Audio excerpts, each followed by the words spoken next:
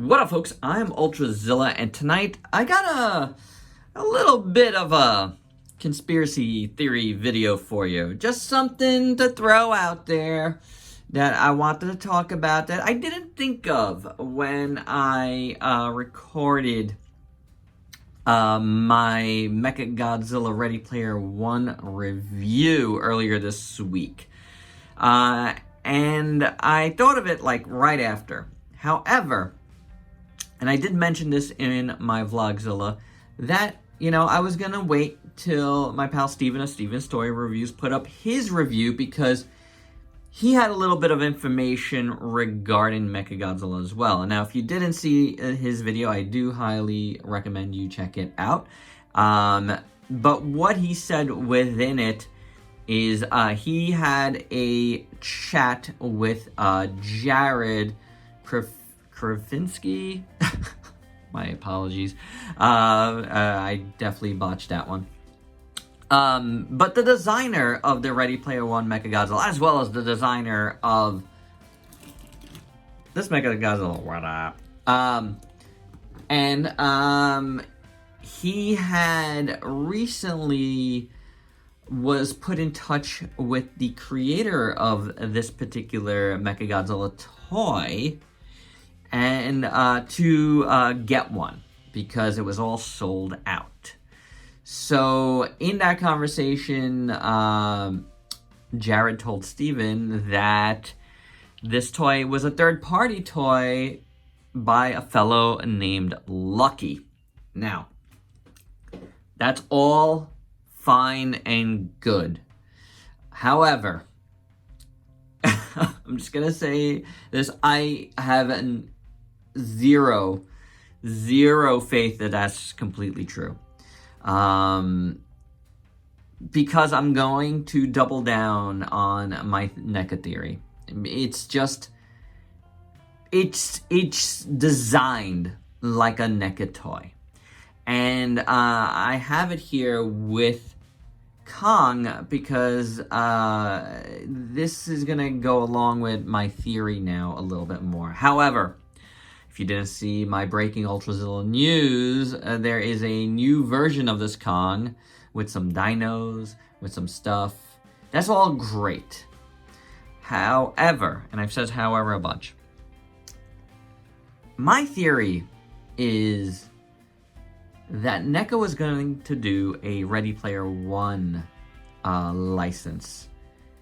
Not only with this Mechagodzilla, but this Kong as well. It's kind of forgotten because Mechagodzilla fighting Iron Giant, fighting the Gundam RX-78 was so tremendous. It sort of gets lost that King Kong is also in Ready Player One. And these two figures scale pretty decently together. Everybody was like, why did they make this Kong in a different scale than Godzilla figures? Well, maybe it wasn't supposed to scale with those figures, right? Maybe it was supposed to scale with its own figures. And maybe NECA was far along in that license enough to have the figures designed. And maybe, for whatever reason, that license never came to fruition. And the Mechagodzilla was lost in that process, because what are you going to do with a Mechagodzilla? Like, that's so specific. But Kong could have been repackaged with a more 1933 head, but the Ready Player One Kong was already a homage to that 33. And if you recall the alternate head for this particular Kong, everybody always said, oh, Monsterverse. But if you really think about it, it's a more modern take on the 33, which is what the Ready Player One was. So little tweaks to that mold, and you do get what is now the NECA Kong. And now they could do whatever they want with it, right? But if you've seen the pics so far of what's been found with this new Ultimate Kong. I'm calling it Ultimate Kong. There's another alternate head where, again, it kind of reminds you of Skull Island, but kind of not, like Monsterverse. I really think those heads were maybe heads for a Ready Player One Kong. And this Mechagodzilla is their thing. So what was Jared told? He's told whatever. Like, what is that person, what is Lucky going to say? That the molds were taken from NECA and made into their own thing? Or, here's another theory. NECA had, didn't get the license. It didn't go through for whatever reason. They want to recoup some cash. Maybe they sold the molds, right? It's just a theory. But maybe those molds were sold to Lucky or to the factory. And, yeah, that's why this figure looks as good as it does. It's definitely not the typical bootleg. However, in my experience, it is not the typical third-party figure either. Now, that Showa Ghidorah was along the same lines where it was just like, who knows who made this, right? I still feel like that Showa Ghidorah is going to show up in the SH Monster Arts line. I really do. But I think this Ready Player One figure was a NECA figure at one point. Because this one looks more polished. But I don't think it was a pure third-party figure, meaning it was constructed from the ground up. Because third-party companies usually like to put a name on these things. My experience in third-party companies, whether it's from Transformers or from some action figures like the Dassin model figures, who did the One Punch Man figures and Tom and Jerry figures and other figures. Those are third-party figures. Those are not licensed figures, but they're proud of their work and they put a name on it. How could you not be proud of this Ready Player One Mechagodzilla when it turned out so well?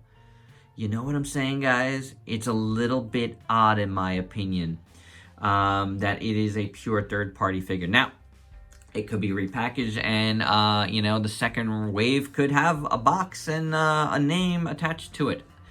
That's possible. But I don't think it will.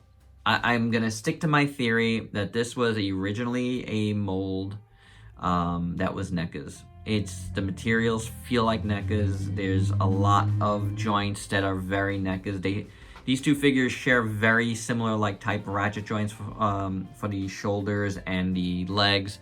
A little more soft on the Mechagodzilla, but it's there. The tail is completely NECA tail. So, to me, this was a line that was going to happen. Could they have made an Iron Giant? Could they have made a Gundam? I don't know. But that would have been cool, right? That would have been very cool. And, didn't NECA put out a Back to the Future car within the last few years, too?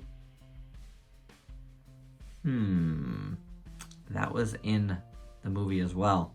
Kind of makes you think. Kind of makes you go through the NECA line and see what was possibly part of this, dropped line. Dropped line as a theory from me. But that's my theory. And I think it's a decent theory because this Kong came out of nowhere. And now this Mechagodzilla appears and it feels like a NECA figure. So I'm going to stick with it like that. I think Jared, the designer, was fed a line. Again, just a theory. I've not talked to Jared personally. I don't know. But, Jared was a customer just like us. He wanted this Mechagodzilla figure. And he was put in contact with Lucky. So he was very lucky to get his. But it doesn't change my opinion about what this figure is, and upon further thinking about it, and thinking about this Kong and the extra heads, it could have been a Ready Player One Kong originally. And that's my video, guys. Very simple, but I just wanted to put that out there because it's something I've been thinking about, and I wanted to share it with you guys. You guys let me know your thoughts down below, and if you please like, comment, subscribe, and share. Check me out on Facebook and Instagram. Stay safe till next time. Peace out, peeps.